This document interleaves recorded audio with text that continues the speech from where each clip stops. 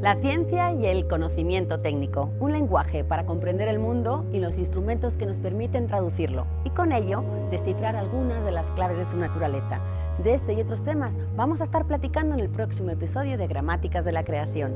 Quédense con nosotros, comenzamos.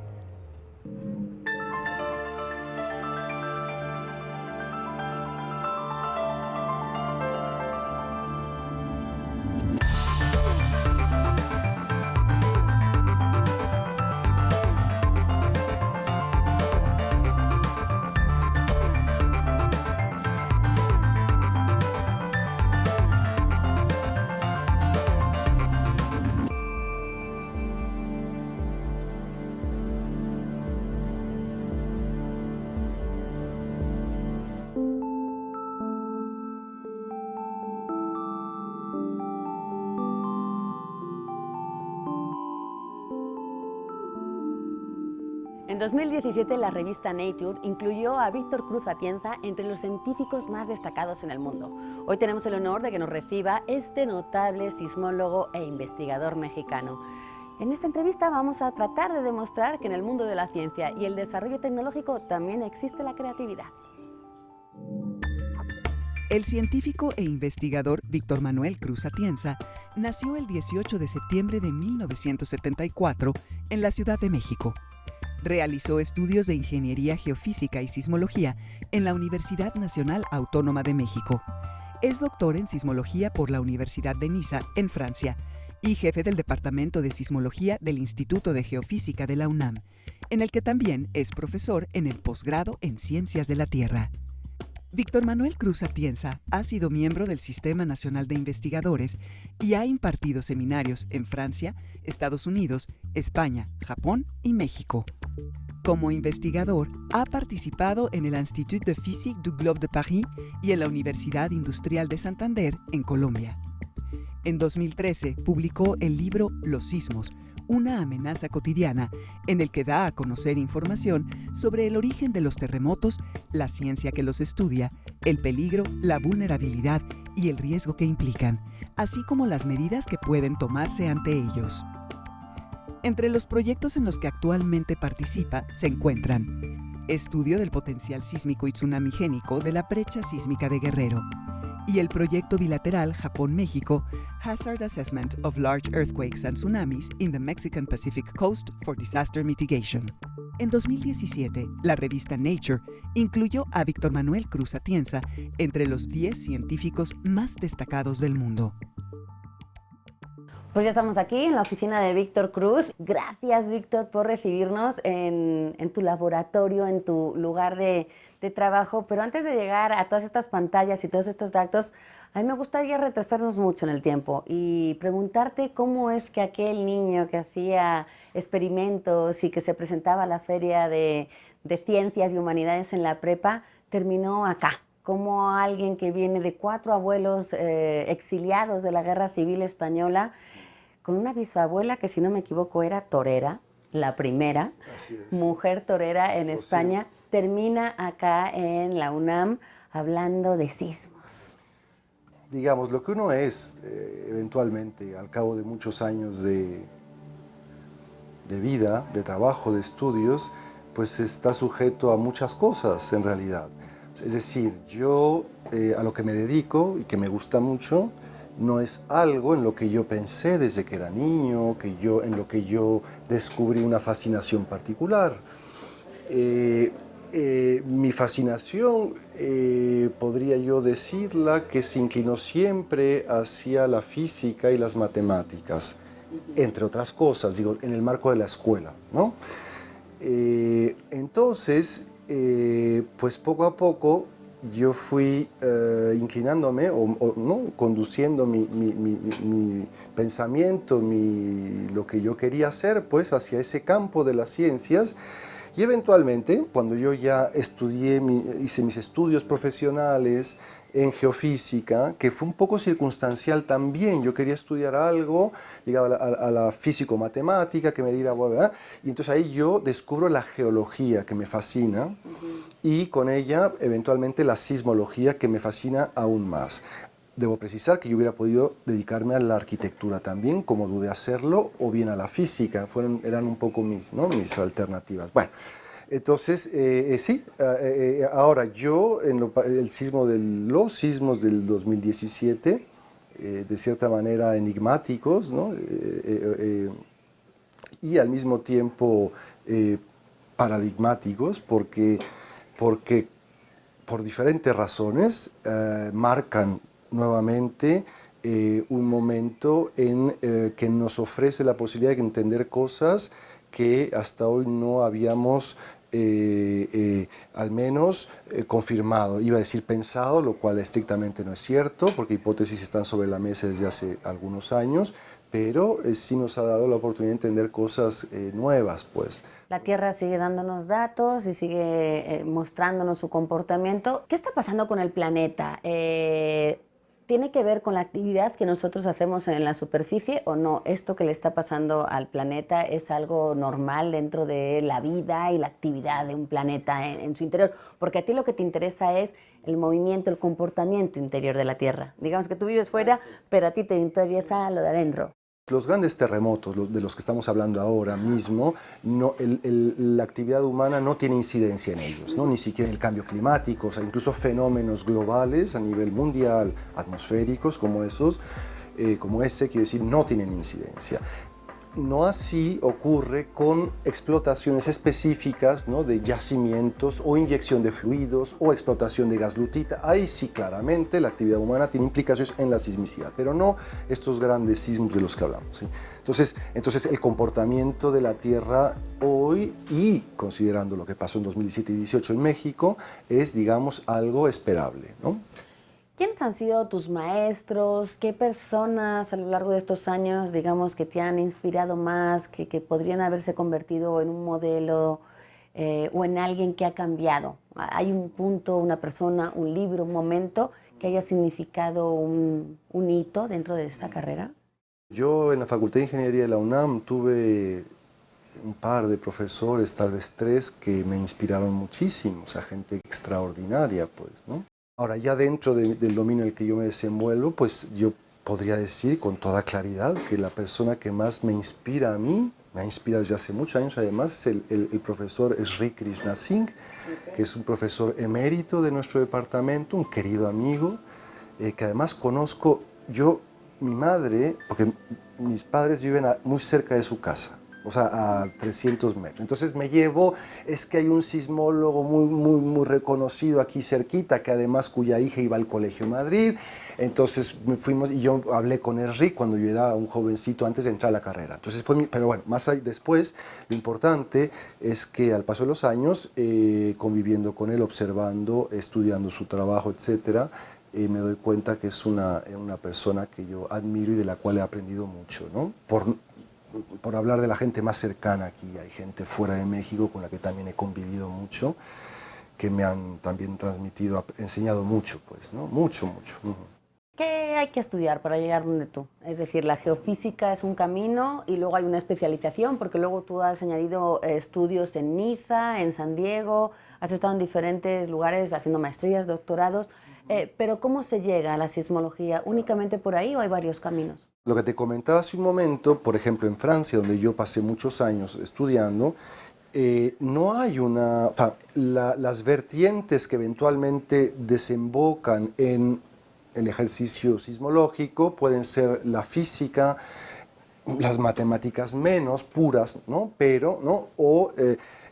Diría yo esas dos, que en realidad allá no hay carreras tan verticales como acá, y luego se complementan con conocimientos de geología, etcétera, ¿no?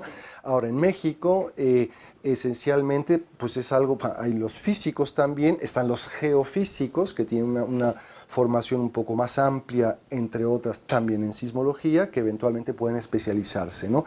Yo diría, básicamente, es un geólogo, puede hacerlo, de hecho conozco un geólogo colombiano muy notable, de mi edad más o menos, geólogo, que hoy es un sismólogo muy reconocido. Entonces, quiero decir, también puede ocurrir desde la geología, incurrir en una ciencia un poco más, ¿cómo llamarla?, exacta, o como sea que ¿no?, se diferencien las disciplinas, puede ocurrir, pero es menos frecuente. Entonces, eso diría yo. Vemos que tu lugar de trabajo está lleno de documentos, de datos, unas pizarras llenas de estadísticas, de pantallas llenas de resultados que entiendo que tienen que ver con lo que ocurrió a partir del 17. Cuéntanos un poquito qué es tu día a día aquí, qué es lo que tú haces. Bueno, ahora yo estoy desde hace ya meses, bastantes meses, absorbido, muy emocionado con lo que estamos tratando de entender, es decir, los terremotos del 8 de septiembre de 2017, del 19 de septiembre y luego del 16 de febrero de 2018, esos 3 sismos que ocurren en un lapso de 5 meses, producen deformaciones, sus rupturas produjeron deformaciones de la corteza terrestre, que nosotros medimos con GPS. Bueno, muy bien. Antes de que empezaran estos sismos, ya habían comenzado deformaciones de la corteza lentas, asociadas a sismos lentos. Entonces, esencial, lo que estoy ahora trabajando con mi equipo de trabajo, que es extraordinario y que admiro y me inspira tanto, el profesor Josué Tajo de la Facultad de Ingeniería y el maestro y estudiante de doctorado Carlos Villafuerte, es ver hasta dónde estos sismos lentos que comenzaron antes de la ruptura del 8.2 y del 7.1 del 19 pudieron afectar la ruptura del 19 y cómo a su vez estos sismos que emiten ondas, que sentimos muy bien, pudieron afectar el comportamiento de las placas tectónicas en la interfaz a lo largo de la cual están en contacto, o sea, y que es donde ocurren los sismos lentos. Entonces parece ser que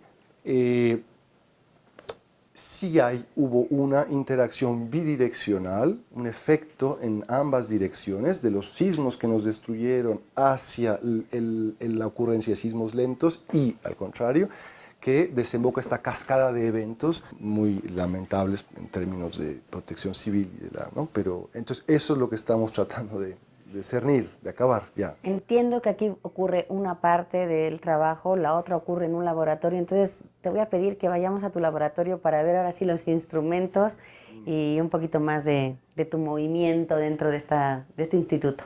Claro que sí. Volvemos enseguida.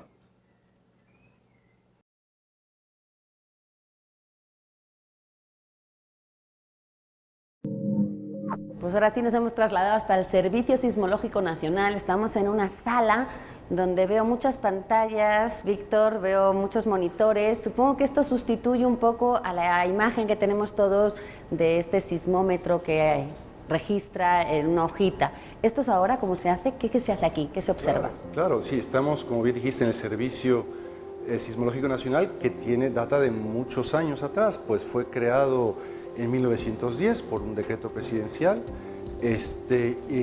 A partir de ese momento se instalan 9 estaciones mecánicas, sismómetros, hasta 1923, 9 estaciones que registraban los movimientos del suelo en papel, como bien dijiste, en un tambor que giraba y pesaban toneladas, 12, 16 toneladas, 2 toneladas, en fin, bueno. Eso era antes. Ahora ya es de otra forma. Los sensores son mucho más pequeños, son mucho más sofisticados, tienen, digamos, un diseño electromecánico que permite registrar con mucha fidelidad el movimiento del suelo y digitalizarlo al mismo tiempo, de tal forma que el registro sísmico viaja vía satelital de toda la República, de todas las estaciones de la República que pertenecen al servicio, a este lugar, ¿sí? Donde los analistas y sismólogos que aquí trabajan, analizan en tiempo real la actividad del país. Pues, para eso está pasando ahora. Eso está pasando ahora mismo, ¿no? Y los triangulitos es precisamente la velocidad con la que se está moviendo cada sensor. O sea, que si hubiera un sismo, cambian de color, ¿no? Japón, Indonesia, Chile, Estados Unidos, hemos visto muchos países que también sufren consecuencias muy catastróficas de los sismos. ¿Qué tipo de colaboración hay con estos países? ¿Cómo es la comunicación entre los sismólogos de todos los países? ¿Hay algún, digamos, proyecto que estén ahora desarrollando? Sí, bueno, se han desarrollado varios proyectos históricamente, concretamente en nuestro departamento de sismología, al que yo pertenezco. El servicio sismológico pertenece al mismo instituto mío, el de geofísica, y varios proyectos con instituciones de otros países, ¿no?, que han tenido éxito. Ahora mismo estamos llevando a cabo otro proyecto más de gran envergadura con colegas nuestros, sismólogos japoneses, para entender mejor qué es lo que está ocurriendo en la brecha sísmica de Guerrero, que es un segmento de la costa mexicana, del Pacífico, donde no ha ocurrido un gran terremoto desde hace mucho tiempo. Entonces queremos entender mejor qué es lo que está pasando, por qué, y eventualmente estamos ya proponiendo escenarios plausibles que pudieran ocurrir en un futuro de grandes terremotos para la mitigación de desastres, ¿no? Tú lo llamas una red anfibia, parte de esta red es en tierra, pero casi toda va por debajo del agua, en el océano. Es una red larguísima. Entiendo además que hay un buque que ha mandado la UNAM, se llama el Puma, donde va instrumentación. Esos ruidos que suenan de repente están todos normales, ¿no? Todo normal, todo normal. Está vivo, estoy vivo. Está vivo, qué bueno. Esa red anfibia es, digamos, ¿qué es? ¿Un cable? ¿Es sensores que circulan a lo largo del océano? Claro.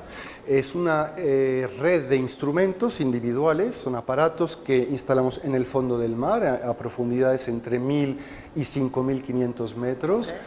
De dos tipos, unos que miden la sismicidad, que son sismómetros de fondo oceánico, y otros que es, digamos, lo más innovador del proyecto, en el cual usamos tecnología de punta a nivel mundial realmente, o sea, que son instrumentos de medición geodésica que nos permiten medir la deformación lenta de la corteza terrestre bajo el mar. Entonces ahí el buque, uno de los dos buques oceanográficos de la UNAM, en este caso el Puma, que está en el Pacífico, es con el que hemos ido periódicamente, no solo a instalarlo, sino a bajar los datos y hacer las mediciones correspondientes. Sí. ¿Cómo se vive un temblor aquí? Porque me imagino que aquí se enteran de cada movimiento, habrá unos muy suaves que les den igual, habrá unos fuertes. ¿Qué siente la gente que trabaja? ¿Cómo se prepara uno emocionalmente? ¿Es un momento casi de ilusión de ahí vienen datos que nos van a servir?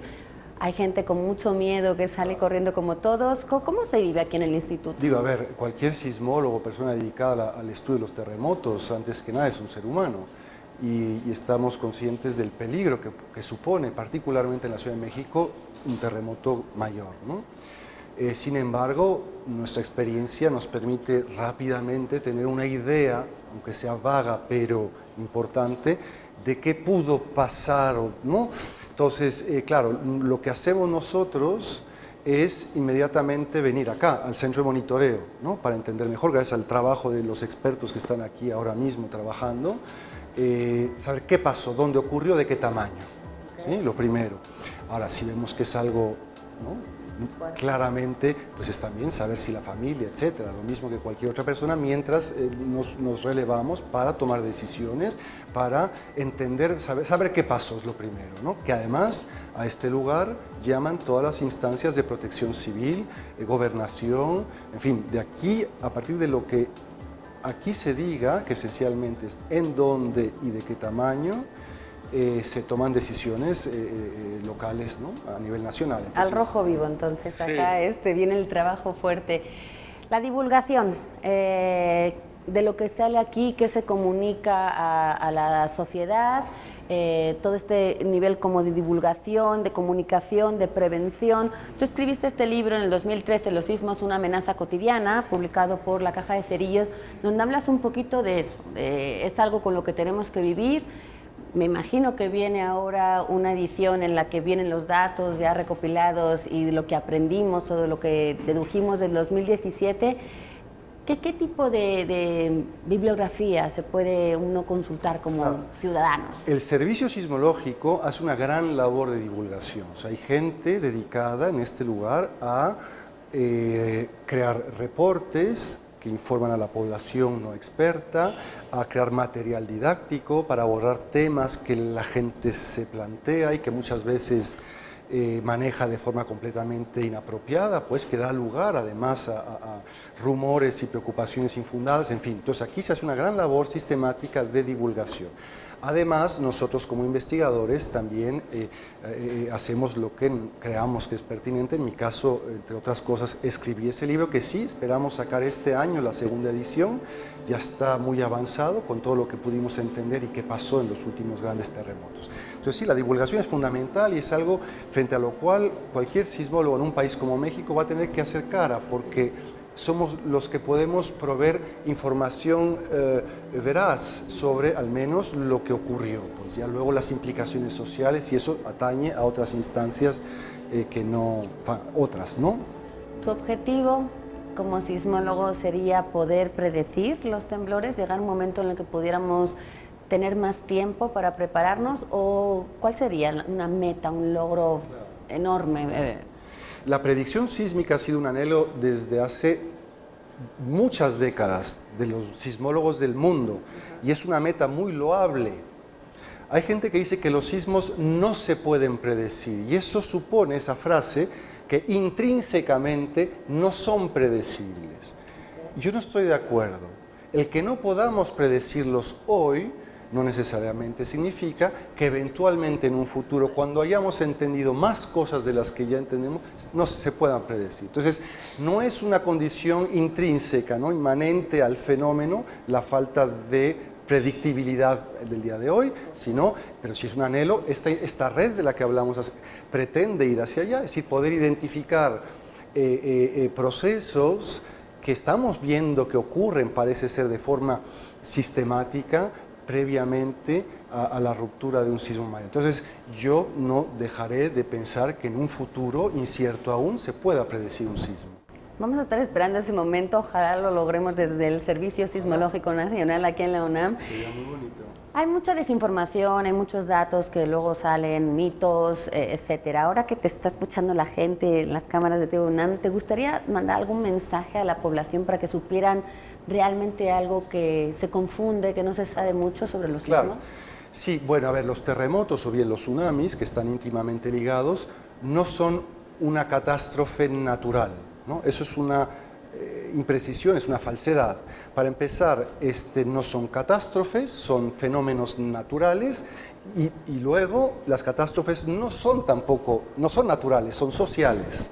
Es decir, los fenómenos naturales, los tsunamis van a existir siempre, pueden representar una amenaza a una sociedad expuesta, solo se va a traducir en un desastre si esa sociedad es vulnerable ante la amenaza. Entonces, la prevención, que es la vía para poder reducir nuestra vulnerabilidad ante dicha amenaza y entonces poder reducir el riesgo, es decir, la probabilidad de que ocurran daños, es lo que tenemos que hacer, la prevención, ¿no? ¿Cómo? Y eso es una política de prevención, supone entender cabalmente el fenómeno físico y a la sociedad al mismo tiempo para poder interdisciplinariamente concebir estrategias de prevención eficaces, pues, ¿no?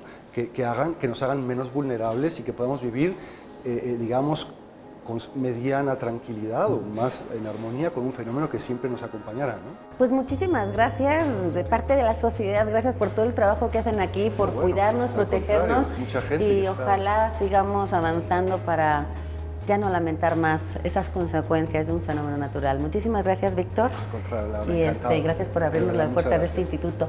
A todos ustedes, pues ya saben un poquito más acerca de lo que pasa en un país como México, con una actividad sísmica enorme. Y pues nada más despedir esta emisión de Gramáticas de la Creación e invitarlos a que nos sigan en la próxima. Hasta luego.